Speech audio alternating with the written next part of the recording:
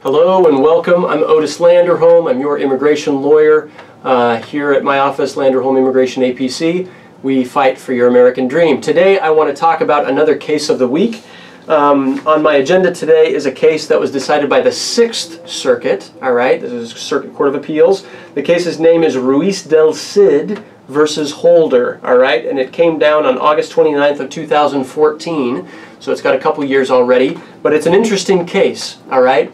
Imagine that you filed for asylum in the United States, and imagine that you lied, or there was one dishonest statement in that application, all right? And imagine that was years ago, and now your conscience is caught up with you, and man, you hate the fact that there's a lie in there. You know, what do you do if there's something false in an immigration application in the past? All right.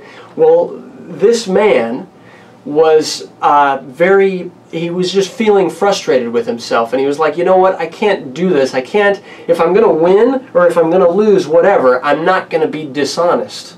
All right. So he showed up to his hearing, and he had his attorney with him, and the very first thing, and you know, his case had been denied, and now he's before an immigration judge, and he's applying for something called cancellation of removal. Right? You may have heard of that term. So the very first thing out of his mouth is, look, Judge, I'm really sorry. 4 years ago, when I had my asylum interview, there was a statement in there that I lied about, you know?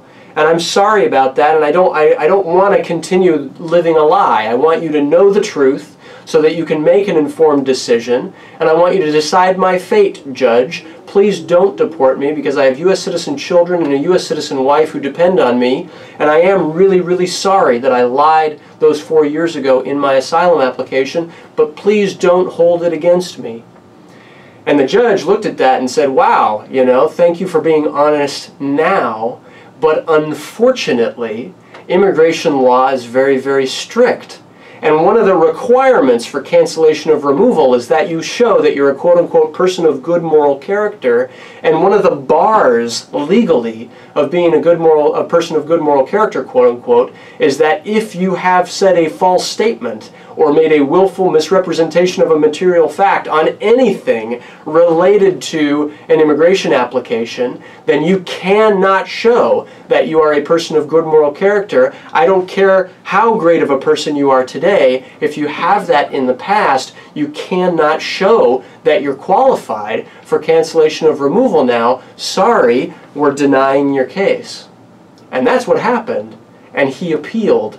And the Board of Immigration Appeals said, you know something, we're sorry, the immigration judge got it right.